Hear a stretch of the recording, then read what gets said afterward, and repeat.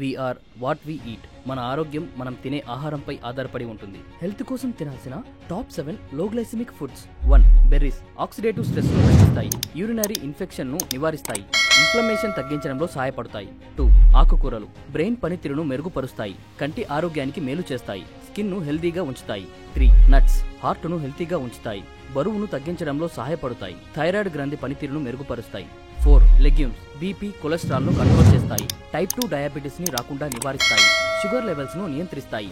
5. తృణధాన్యాలు దీర్ఘకాలిక వ్యాధుల రిస్క్ ను తగ్గిస్తాయి, హార్ట్ ను హెల్తీగా ఉంచుతాయి, బీపీని కంట్రోల్ చేస్తాయి. 6.